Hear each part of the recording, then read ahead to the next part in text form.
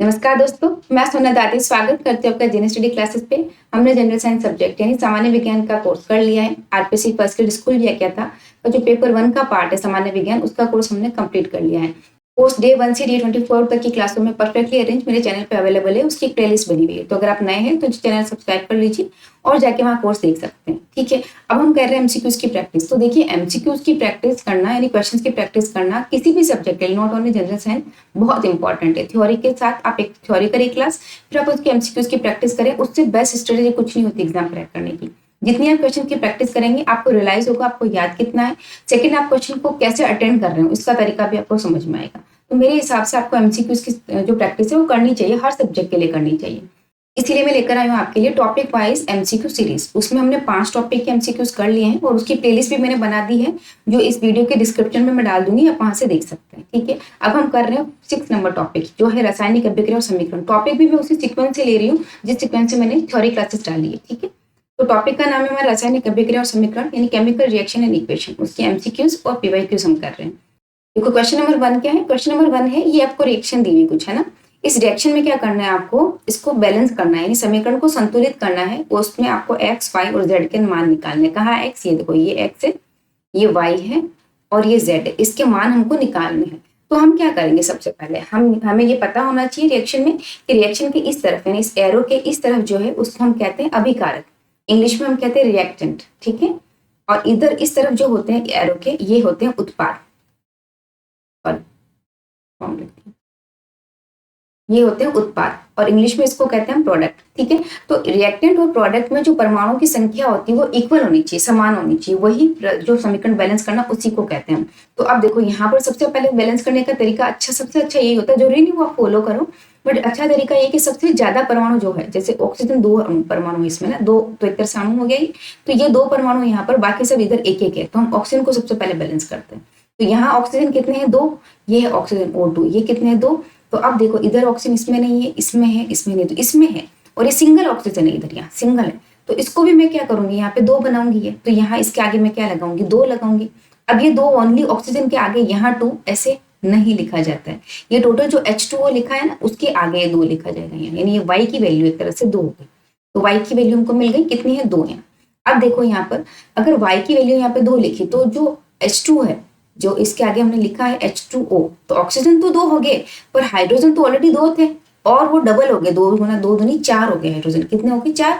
तो अब हाइड्रोजन अगर इधर 4 है तो इस साइड भी 4 होने चाहिए, जबकि यहाँ देखो, ये हाइड्रोजन यहाँ पर सिंगल है, सिंगल है, तो इसको 4 बनाएंगे तो इसके आगे भी हम 4 लिखेंगे। तो अब वो 4 सिर्फ H के आगे नहीं होगा, इसके आगे जो Cl लिखा है उसके आगे भी होगा, ये है ना। तो यहाँ तो बैलेंस हो गया, 4 हाइड्रोजन इधर, ये 4 हाइड्रोजन इधर, 2 और 2 4, ये है ना, ये 2 और ये 2, 2 दूनी 4। तो ये दोनों बैलेंस हो गए। एक बार मैं इरेज करके वापस लिखती हूँ आपके लिए, क्योंकि बहुत होच पोच हो जा रहा है, आपको समझ नहीं आएगा, है ना। देखो, यहाँ तक आपको आई थिंक ये समझ में तो आ ही गया, बट एक बार मैं फिर से लिख देती हूँ। यहाँ पर ऑक्सीजन 2 थे, तो यहाँ हमको 2 ऑक्सीजन बनाते, इसलिए हमने Y की जगह क्या लिखा, 2। तो अब ये अगर 2 लिखा है, याद रखना यहाँ बीच में 2 नहीं होगा, H2O है, यहाँ बीच में 2 लगाओ, ऐसा नहीं होता है, इसके पूरे के आगे ही लगता है, मॉलिक्यूल के आगे हमेशा। तो यहाँ पे 2 लगा। अब ये 2, ये हाइड्रोजन भी 2 है ऑलरेडी, तो 2 हाइड्रोजन अगर डबल कर दे तो कितने हो जाएंगे, 4 हाइड्रोजन हो जाएंगे। तो इसीलिए मैंने इस हाइड्रोजन के आगे 4 लिखा, क्योंकि उधर 4 हाइड्रोजन बन गए, 2 दूनी 4, ये 4 हाइड्रोजन बन गए, तो यहाँ पर भी मैंने 4 लगा दिया। अब अगर ये हाइड्रोजन 4 बने तो इसके साथ जो Cl है वो भी तो 4 बना, क्योंकि इसके आगे भी लगा हुआ 4। तो जब ये Cl 4 है तो देखो, इधर 2 Cl है और इधर 2 Cl है, यानी Cl तो इधर ऑलरेडी 4 है, हमको कुछ करने की जरूरत नहीं है। ये 2 Cl प्लस 2 Cl कर देंगे तो Cl 2 एंड 2 कितना गए, 4 Cl हो जाएंगे। ठीक है, तो ये 4 ऑलरेडी है, 4 ऑलरेडी है, तो यानी कंप्लीट हमारी बैलेंस हो गई। Mn देखो, Mn 1 है, Mn 1 ही है, तो सारा बैलेंस हो गया, हमने सब चेक कर लिया। Mn 1 है, Mn 1 है, ऑक्सीजन 2 है, ये ऑक्सीजन यहाँ पर ये 2 है, हो गया। हाइड्रोजन 4 है, तो हाइड्रोजन इधर 4 है, Cl 4 है, तो ये देखो Cl 4 है। तो सारी रिएक्शन हमारी बैलेंस हो गई। तो हमको मिला क्या, देखो, एक्स का मान मिला है 4, ये y का मान हमें मिला है 2, ये, और z का मान हमको देखो, अब z यहाँ पर क्या लेंगे, Cl 2 ऑलरेडी बराबर है इधर, तो z का मान हम इधर 1 ही ले लेते हैं। तो 1 को 2 से मल्टीप्लाई करो तो 2 ही रहेगा, तो सेम टू सेम रहेगा। तो जब कभी हमको सेम टू सेम रखना है ना, कुछ चेंज नहीं करना, और उसके आगे कोई आपको मान लिखा हुआ है कि उसको निकालना है, तो आप उसको 1 बना दो, तो z हो जाएगा 1। तो आंसर है 4 2 1। अब ये किस ऑप्शन में हमारे, देखिए ये इसमें है, ये ऑप्शन नंबर 3, इसमें देखो x बराबर y और z क्या है 4, 2 और 1। ये हमारा आंसर हो गया। डन। आई होप आपको समझ में आया। आगे बढ़ते हैं अपन। क्वेश्चन नंबर 2 है कि रासायनिक समीकरणों का संतुलन निम्नलिखित में से किस नियम पर आधारित है। अभी लास्ट सेक्शन में हमने बैलेंस किया था इक्वेशन को, यानी समीकरण को हमने बैलेंस किया था। वो पूछ रही है किस नियम पर आधारित है। तो देखो इन्होंने 4 ऑप्शन दिए, ऊर्जा संरक्षण का नियम, द्रव्यमान संरक्षण का नियम यानी law of conservation of energy या कंजर्वेशन ऑफ मास, बहुगुणित अनुपात का नियम है, निश्चित अनुपात का नियम, लॉ ऑफ मल्टीपल प्रोपोर्शन या कांस्टेंट प्रोपोर्शन। तो आपको याद होगा मैंने आपको ये पढ़ाया था द्रव्यमान संरक्षण का नियम। ये क्या कहता है कि अभिक्रिया के पहले, यानी अभिक्रिया के पहले यहाँ पर और अभिक्रिया के बाद जो परमाणु होते हैं उनका द्रव्यमान इक्वल होता है। तो परमाणु का द्रव्यमान इक्वल कब होगा, जब परमाणु खुद इक्वल होंगे ना। परमाणु की संख्या जब बराबर होगी तो उसका द्रव्यमान भी बराबर होगा।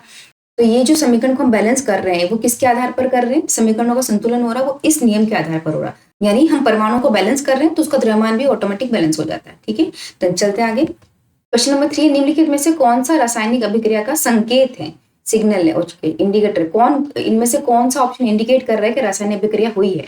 तो फर्स्ट है रंग परिवर्तन यानी चेंज, कलर में चेंज, गैस का उत्सर्जन, अवक्षेप का निर्माण यानी प्रेसिपिटेशन का फॉर्मेशन या उपरोक्त सभी। तो देखो यहाँ पर रिएक्शन में कलर भी चेंज होता है, गैस का उत्सर्जन भी होता है और अवक्षेप का निर्माण भी होता है। तो ये चारों ऑप्शन राइट है। ऑप्शन राइट आंसर क्या हो जाएगा, फोर्थ। इसके चारों ऑप्शन राइट है। यानी यहाँ पर रासायनिक अभिक्रिया होती है तो उसमें रंग परिवर्तन भी होता है, गैस का उत्सर्जन भी होता है और अवक्षेप का निर्माण भी होता है, चारों होते हैं। तो ऑप्शन 4। नेक्स्ट है मैग्नीशियम की हवा में दहन से कौन सा उत्पाद प्राप्त होता है। तो मैग्नीशियम जब हवा में दहन करती है तो हवा में क्या होता है, O2 ऑक्सीजन होता है, यानी मैग्नीशियम ऑक्सीजन के साथ क्रिया करता है तो वो क्या बनाएगा, मैग्नीशियम ऑक्साइड बनाएगा। देखो ये जो चारों ऑप्शन है उसको आप ढंग से देखेंगे ध्यान से। तो अगर आपको ये आंसर नहीं भी पता तो भी आप आंसर दे सकते हैं। कैसे कि देखो अगर इन्होंने क्लोरीन से क्रिया ही नहीं की तो ये बनने का सवाल पैदा नहीं होता, इसने कार्बोनेट से क्रिया ही नहीं की तो बनेगा ही नहीं है।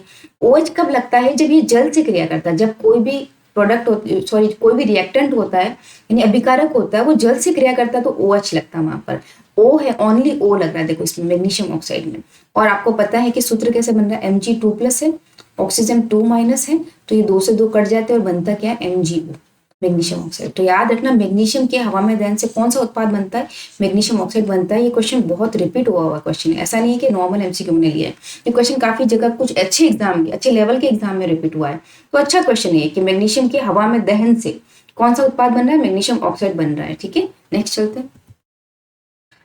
लोहे पे जंग लगना, एक मिनट में आपको देखते हैं।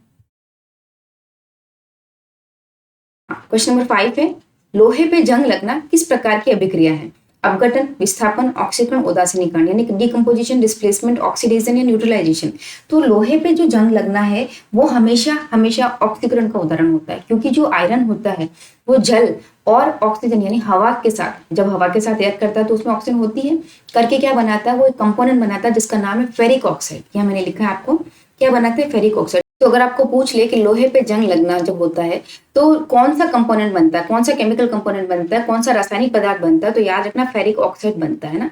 तो जो फेरिक Fe होता है ना उसके साथ जुड़ क्या रहा है, FeO3। तो आपको पता है ये ऑक्सीजन नहीं है, या ऑक्सीजन हो रहा है। तो ऑक्सीजन जब जुड़ता है तो उसको हम क्या कहते हैं, ऑक्सीडेशन। मैंने आपको याद रखने का तरीका बताया था कि ऑक्सीजन का जुड़ना ऑक्सीडेशन होता है। तो इसका आंसर क्या हो जाएगा, ये ऑक्सीजन। बहुत ही अच्छा क्वेश्चन है। इसमें मैंने 2-3 चीजें आपको बता दी। याद, लोहे पे जंग लगने में बनता क्या, फेरिक ऑक्साइड।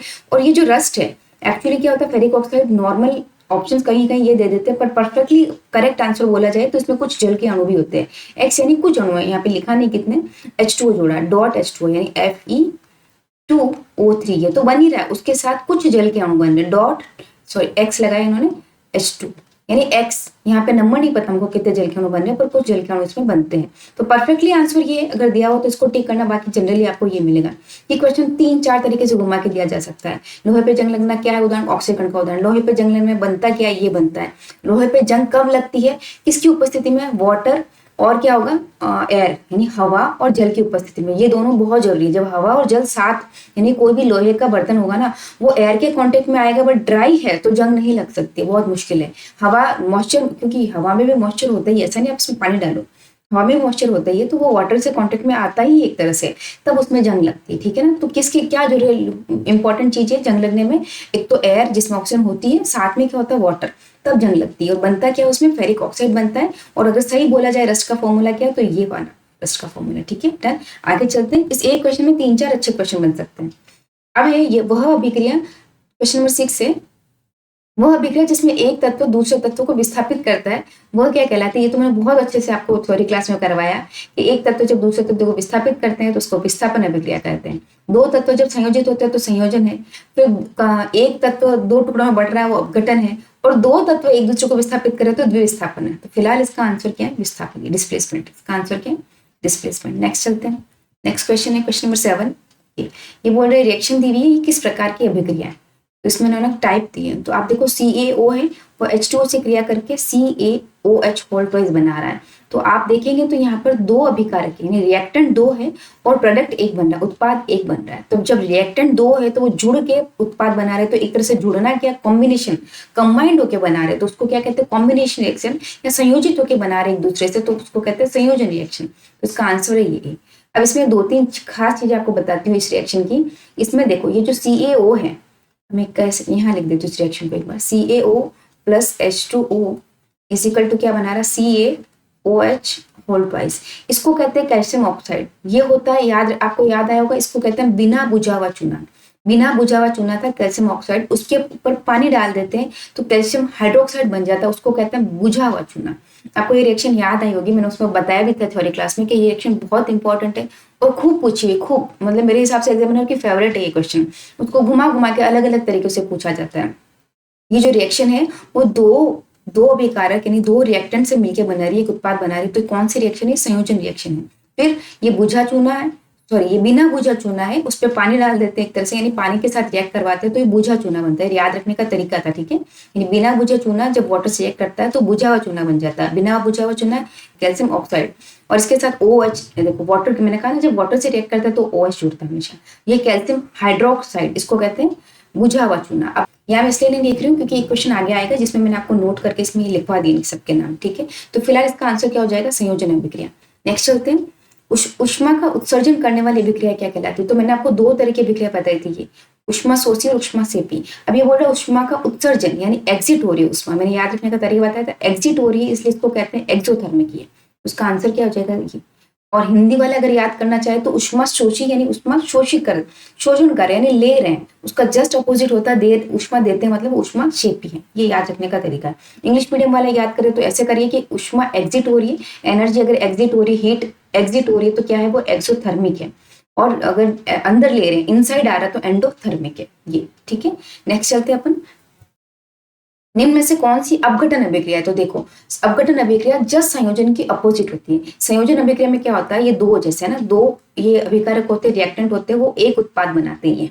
और जस्ट इसका अपोजिट है, ये अगर C यहाँ लिख दो मैं और यहाँ A + B लिख दो तो ये विघटन अभिक्रिया, यानी एक जो अभिकारक है वो दो उत्पाद बना रहा है। तो ये जो अभिक्रिया किसमें हो रही, देखो ये तो है संयोजन अभिक्रिया, दो अभिकारक मिल रहे हैं, दो रिएक्टेंट मिलके एक प्रोडक्ट बना रहा है। ये वाले देखो इसमें एक ही रिएक्टेंट है और प्रोडक्ट कितने बन रहे हैं, एक और दो, ठीक है। अब इसमें देखो इसमें भी दो अभिकारक है, दो रिएक्टेंट है, और ये क्या बना रहे, दो ही प्रोडक्ट बना रहे हैं। इसमें अगर आप गौर से देखोगे तो विस्थापन अभिक्रिया है। Zn है, ये HCl को हटा देता है यहाँ से और खुद जुड़ जाता है Cl के पास, तो ये ZnCl2 बनता है और H2 बन जाता है, अलग रह जाता है। तो ये विस्थापन अभिक्रिया का उदाहरण है। फिर ये FeCuSO4, ये भी विस्थापन अभिक्रिया का उदाहरण है। Fe जो होता है इसको Fe और ये CO नहीं कॉपर, तो आयरन क्या करता है, कॉपर की जगह पे आ जाता है और कॉपर को ऐसे हटा देता है। तो देखो FeSO4, Fe यहाँ आ गया तो FeSO4 बन गया और कॉपर Cu यहाँ हट गया, ये भी विस्थापन अभिक्रिया। तो ये दोनों विस्थापन है, ये संयोजन है, तो बची कौन सी, ये जो अभिक्रिया वो अपघटन अभिक्रिया। तो इसका आंसर क्या हो जाएगा, P। डन, आगे चलते हैं। क्वेश्चन नंबर 10 है श्वसन किस प्रकार की अभिक्रिया। तो श्वसन याद रखना हमेशा, तीन अभिक्रिया मैंने आपको NCERT में एज इट इज लाइन लिखी हुई है, एज इट इज तीन एग्जाम्पल है। कौन कौन से, श्वसन, दहन और सब्जियों का अपघटन। ऐसे अपघटन नहीं, जैव अपघटन याद रखना। सब्जियों का जैव अपघटन जो होता है ना, वो कौन सी अभिक्रिया, ये तीनों की तीनों अभिक्रिया ऊष्माक्षेपी यानी एक्सोथर्मिक रिएक्शन है। इन तीनों में क्या होता है, एनर्जी हीट निकलती है, जब हीट निकलती है तो एक्सोथर्मिक होती है। तो श्वसन याद बहुत इंपॉर्टेंट है। श्वसन, दहन, दहन वर्ड जो आता है, जैसे मैंने कहा था मैग्नीशियम का दहन होने से मैग्नीशियम ऑक्साइड बना था। दहन वर्ड है मतलब वो जो रिएक्शन है वो भी कौन सी रिएक्शन है, एक्सोथर्मिक रिएक्शन है, ऊष्माक्षेपी अभिक्रिया है। दो तीन रिएक्शन में बताई थी, एक मैंने आपको बताया, अभी हमने पढ़ा ये वाली रिएक्शन पढ़ी हमने, इससे बना था ये CaOH होल ट्वाइस, ये पढ़ा था हमने। ये रिएक्शन देखो दो रिएक्टेंट है वो मिलकर एक उत्पाद बना रहे हैं। जब संयोजन अभिक्रिया जो है ना, जो दो रिएक्टेंट मिलकर एक बना रहे हैं, उसमें भी हमेशा ऊष्माक्षेपीय अभिक्रिया होती है, यानी ऊष्मा क्या होती है, एनर्जी एक तरह से रिलीज होती है, तो रिलीज होती है ना, एग्जिट हो रही है, यानी वो कौन सी रिएक्शन है, उष्मा क्षेपीय अभिक्रिया है। तो सारी संयोजन अभिक्रियाएं प्लस श्वसन, दहन और सब्जियों का अपघटन, कौन सा अपघटन, जैव अपघटन, कौन सी अभिक्रिया, उष्मा क्षेपीय अभिक्रिया। डन, आगे चलते हैं। वह पदार्थ जो ऑक्सीजन देता है वह क्या कहलाता है, सिंपल है तो ऑक्सीकारक कहलाता है। जो पदार्थ ऑक्सीजन देता है वो क्या होता है, ऑक्सीडाइजिंग एजेंट यानी ऑक्सीकारक कहलाता है। ठीक है, नेक्स्ट चलते हैं। तो क्वेश्चन नंबर 12 है, तेल और वसा का ऑक्सीकरण क्या कहलाता है। तो तेल और वसा का ऑक्सीकरण जो कहलाता है वो है विकृत गंधिता। आपको याद होगा मैंने आपको कहा था कि जो पैकेजिंग फूड होते हैं जितने भी, वो तेल और वसा उसमें होती है, अगर वो एयर के कांटेक्ट में आ गए ना तो उसमें क्या हो जाता है, विकृत गंधिता हो जाती है, उनका ऑक्सीडेशन हो जाता है। क्योंकि एयर में होता क्या, एयर में होता O2, O2 से क्रिया करके उनका ऑक्सीकरण ही होगा। तो तेल और वसा का ऑक्सीकरण क्या कहलाता है, विकृत गंधिता। इसके साथ ही मैंने आपको बताया था कि जो चिप्स के पैकेट है ना, सिंपल जो चिप्स का पैकेट होता है उसमें क्या भरी होती है आपको पता है, उसमें नाइट्रोजन गैस भरी होती है। क्यों, क्योंकि नाइट्रोजन गैस एक तो वो हल्की होती है, ऊपर से बहुत ही कम रिएक्टिव होती है, बहुत ही लेस, जबकि ऑक्सीजन जो होती है ना वो बहुत रिएक्टिव होती है, यानी बहुत अभिक्रियाशील होती है, जबकि जो नाइट्रोजन है ना वो बहुत लेस रिएक्टिव होती है, बहुत कम रिएक्ट करती है। इसलिए इसमें क्या कहते हैं, नाइट्रोजन भरते हैं, ताकि इसमें जो फूड अवेलेबल होता है ना, जिस चिप्स अवेलेबल है वो चिप्स के साथ क्रिया ही नहीं करेगा, तो ये चिप्स को सेफ रखता है। जबकि अगर इसको खोल दे तो इसकी जगह पे आ क्या जाएगा, ऑक्सीजन आ जाएगा, और दूसरे दिन ही वो चिप्स खराब हो जाएगी, क्योंकि ऑक्सीजन क्या है, बहुत अभिक्रियाशील है, तो तुरंत चिप्स से क्रिया कर लेगा और क्या बनाएगा, विकृत गंधिता पैदा कर लेगा। तो ये होती है विकृत गंधिता, यानी तेल और वसा का जो ऑक्सीकरण होता है उसी को हम विकृत गंधिता कहते हैं। ठीक है, नेक्स्ट चलते हैं। निम्न में से कौन सी रेडॉक्स अभिक्रिया, रेडॉक्स अभिक्रिया उस वो है जिसमें ऑक्सीडेशन और रिडक्शन दोनों साथ में होता है।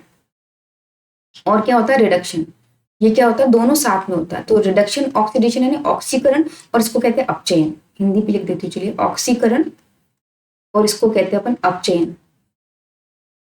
अपचयन मैं इंग्लिश में क्यों याद करा रही हूँ, क्योंकि एक ट्रिक बताई थी मैंने, ऑक्सीडेशन यानी ऑक्सीजन ऐड हो रही है, ठीक है, रिडक्शन यानी ऑक्सीजन रिमूव हो रही है, याद रखने का तरीका था। तो वो अभिक्रिया जिसमें ऑक्सीजन ऐड भी हो रही है, ऑक्सीजन रिमूव भी हो रही है, ऑक्सीडेशन भी हो रहा है, रिडक्शन भी हो रहा है, उसको हम रेडॉक्स अभिक्रिया कहते हैं। एक ही अभिक्रिया में दोनों कार्य हो रहे हैं, उसको हम क्या कहते हैं, रेडॉक्स अभिक्रिया। तो देखो वो कौन सी है, तो आप गौर से देखेंगे तो ये फर्स्ट वाली है, क्योंकि देखो इसमें कॉपर में ऑक्सीजन निकल रहा है, तो ये यहाँ से यहाँ तक क्या हो रहा है, रिडक्शन हो रहा है, ऑक्सीजन रिमूव हो रहा है। बट ये जो हाइड्रोजन है इसके साथ यहाँ ऑक्सीजन नहीं है, पर यहाँ देखो तो ऑक्सीजन ऐड हो गया, तो ये कौन सी अभिक्रिया होगी, ये ऑक्सीकरण है। तो ये तो हो रहा है ऑक्सीकरण, और ये जो हो रहा है वो हो रहा है ये रिडक्शन।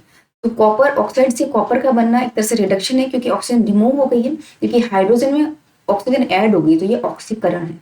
बाकी ये जो अभिक्रिया वो डबल डिस्प्लेसमेंट यानी द्विविस्थापन अभिक्रिया, Ag के साथ Cl आया तो AgCl बन गया, NaNO3 के साथ चला गया तो NaNO3 बन गया, ये द्विविस्थापन अभिक्रिया यानी दो तत्वों का विस्थापन हो रहा है। ठीक है, CaO ये संयोजन अभिक्रिया है और ये भी द्विविस्थापन अभिक्रिया है। तो इसका आंसर क्या हो जाएगा, नंबर 1, ये इसका आंसर हो जाएगा।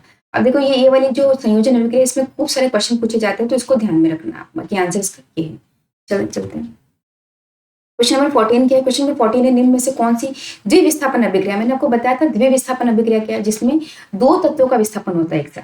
लास्ट भी मैंने बताया था, ये देखो जैसे Ag है, Ag किसके पास आ गया, Na की जगह पे आ गया यहाँ पर, तो Na को हटाया तो अब Cl के पास कौन बन गया, आ गया Ag, तो AgCl बन गया। अब ये Na है, ये इसकी जगह पे आ जाएगा, तो NO3 के पास कौन जाएगा, Na, तो NaNO3 बन गया। तो दो तत्वों का विस्थापन हुआ, इसको डबल डिस्प्लेसमेंट यानी द्विविस्थापन अभिक्रिया कहते हैं। बाकी ये संयोजन अभिक्रिया है, ये एक तत्व का विस्थापन, देखो विस्थापन तो इसमें भी हो रहा है, यहाँ पर ये ZnCu की जगह पे आ रहा है, बट Cu सिंगल चला जा रहा है, विस्थापन सिर्फ एक तत्व का हुआ है ना, इसको हटा देता है। ये जो अभिक्रिया है वो वियोजन अभिक्रिया। तो चारों अभिक्रिया बता दी, ये द्विविस्थापन अभिक्रिया, ये संयोजन अभिक्रिया, ये एक विस्थापन अभिक्रिया और ये वियोजन अभिक्रिया। डन, तो हमारा आंसर क्या हो जाएगा, हमारा आंसर है ए, विस्थापन अभिक्रिया। नेक्स्ट है, संतुलित समीकरण में क्या समान होना चाहिए, मैं आपको बताया संतुलित समीकरण का हमारा नियम क्या है, द्रव्यमान संरक्षण का नियम है, उसका द्रव्यमान संरक्षित रहना चाहिए।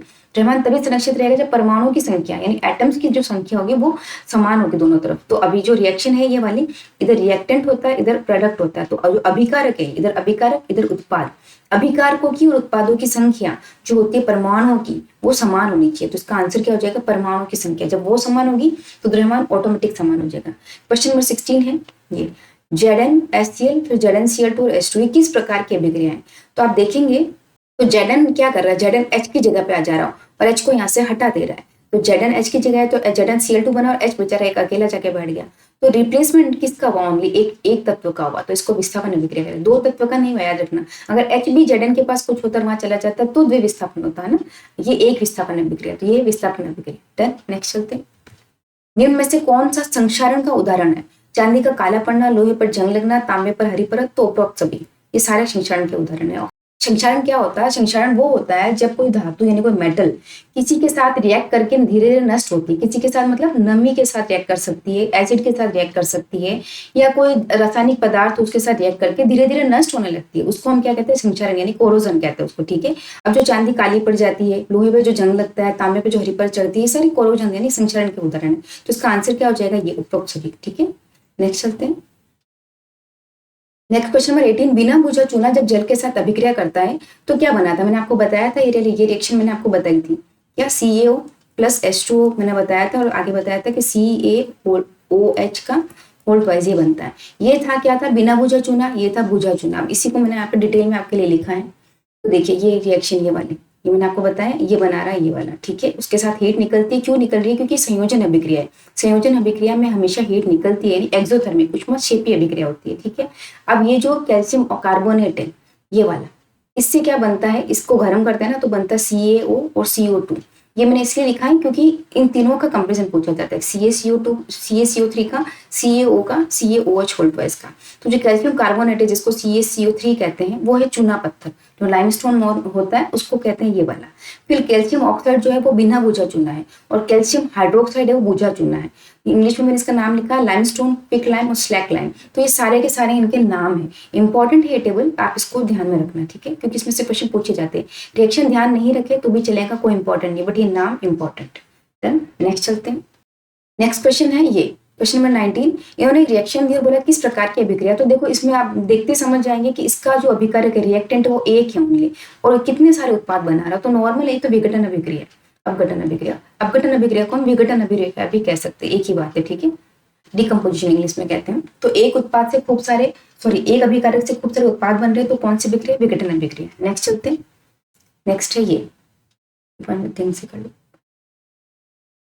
एक पर सेट कर लूंगी, ओके। हाँ, निम्न में से कौन सा उष्मा शोषी अभिक्रिया का उदाहरण है? यानी उष्मा शोषी मतलब क्या है? यहाँ पर ये है एंडोथर्मिक रिएक्शन, यानी उष्मा ग्रहण कर रहे हैं, एक उष्मा ले रहे हैं। तो आपको पढ़ा था कि श्वसन दहन, ये दोनों तो कौन सा है कि एनर्जी यानी उष्मा हीट रिलीज करते हैं।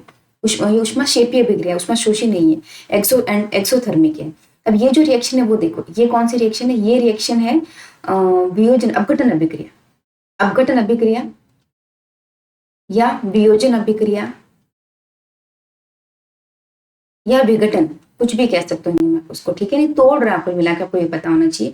तो ये जो अभिक्रिया उससे दो उत्पाद बन रहे हैं, ये अभिक्रिया कौन सी होती है? उष्मा शोषी होती है। और जो अभिक्रिया दी, ये दोनों अभिकारक मिलकर एक उत्पाद बना रहे हैं। तो इसमें क्या हो रहा है? मैंने आपको बताया सारी संयोजन अभिक्रिया जो होती है वो कौन सी अभिक्रिया होती है? वो उष्मा शेपीय अभिक्रिया होती है। याद रखना, जो विघटन और संयोजन है ना, ये दोनों अभिक्रियाएं, वियोजन और संयोजन, एक दूसरे के अपोजिट चलती है। संयोजन में दो जो तत्व होते हैं, यानी दो लोग मिलकर एक कार्य कर रहे हैं, तो जल्दी कार्य हो रहा है तो उनकी एनर्जी बच रही है, इसलिए एनर्जी निकलती है, रिलीज होती है, एक्सोथर्मिक है।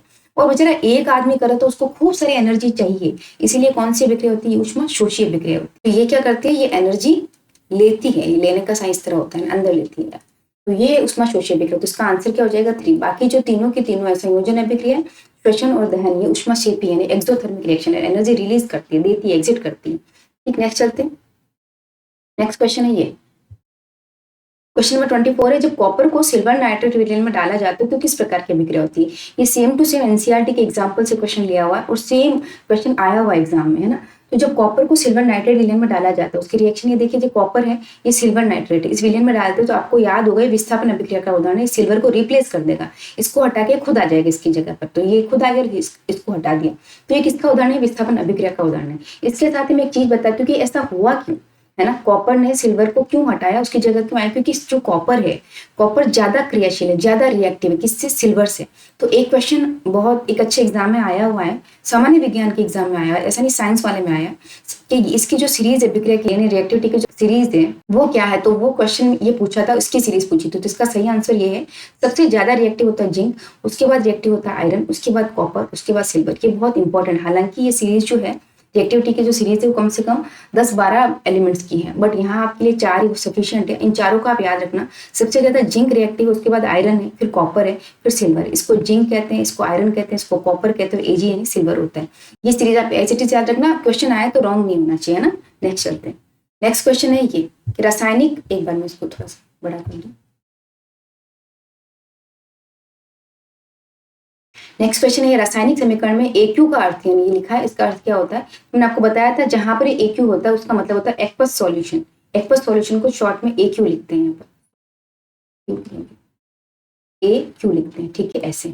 और सॉलिड को क्या लिखते हैं? कॉस्टिक में S लिखते हैं, लिक्विड के लिए कॉस्टिक में L लिखते हैं, गैस के लिए कॉस्टिक में G लिखते हैं। यानी कोई भी जैसे ये लिखते हैं ना CaO+H2O ऐसे लिखते हैं, तो ये लिक्विड है तो लिक्विड लिखते हैं, ये सॉलिड है तो सॉलिड लिखते हैं, इस तरह इसके यहाँ पर लिखा जाता है ना। अगर ये सॉल्यूशन को एक्वस सॉल्यूशन तो AQ लिखते हैं, तो AQ का मतलब है एक्वस सॉल्यूशन है, जलीय विलयन। डन, इसका आंसर हो जाएगा C। मैं टिक करना भूल जाती हूँ, मेरी आदत नहीं है। क्वेश्चन नंबर 23 क्या है? एक बार सेट कर देते क्वेश्चन।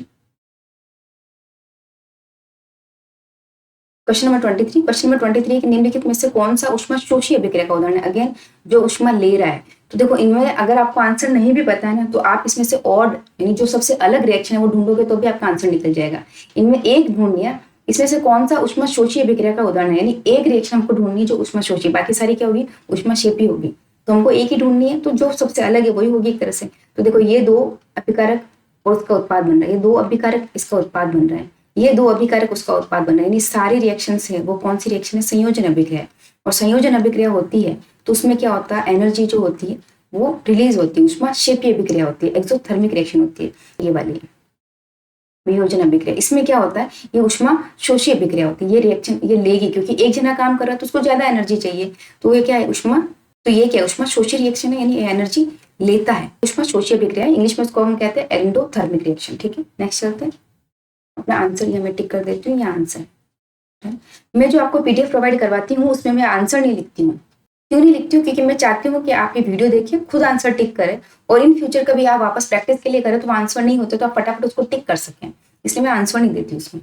ठीक है, क्वेश्चन नंबर 24 है रासायनिक अभिक्रिया में अवक्षेप बनने को क्या कहते हैं? अवक्षेप बनने को अवक्षेपण अभिक्रिया कहते हैं। प्रेसिपिटेट जो बनता है तो इसको हम क्या कहते हैं? Precipitation reaction. वैसे इसका नाम भी सेम है, अवक्षेप से अवक्षेपण अभिक्रिया बन रही है। ठीक है, नेक्स्ट चलते हैं। इसका आंसर हो जाएगा ये, अवक्षेप बनने की जो अभिक्रिया होता है उसको अवक्षेपण अभिक्रिया कहते हैं। लास्ट क्वेश्चन है अपना क्वेश्चन नंबर 25। ये कारण और कथन का क्वेश्चन, ये है कथन, ये वाला है कथन और ये है कारण। ठीक है, तो कथन क्या है कि विस्थापन अभिक्रिया में अधिक अभिक्रिया धातु कम अभिक्रियाशील धातु को विस्थापित करती है। करेक्ट है, मैंने आपको बताया था कि जो ज्यादा क्रियाशील धातु है कम क्रियाशील धातु को हटा देती है, विस्थापित कर देती है। और पूछा कि तांबा जस्ता से और इसका कारण बोला कि तांबा जस्ता से अधिक अभिक्रियाशील है, बिल्कुल भी नहीं। मैंने थोड़ी देर पहले आपको सीरीज बताई थी कि Zn फिर क्या है? सबसे ज्यादा अभिक्रियाशील है, फिर आयरन है, फिर कॉपर है और फिर Ag यानी सिल्वर है। ये सीरीज आप याद रखना। तो इसमें सबसे ज्यादा अभिक्रियाशील जिंक है, तांबा नहीं है। तो तांबा जस्ता से ज्यादा क्रियाशील है, जस्ता यानी जिंक, जस्ता से अभिक्रिया ज्यादा तांबा नहीं है, जस्ता ज्यादा क्रियाशील है। तो इसका आंसर क्या हो जाएगा कि ए तो सही है पर इसका रीजन यानी कथन सही है बट कारण इसका गलत है, तो इसका आंसर हो जाएगा सी।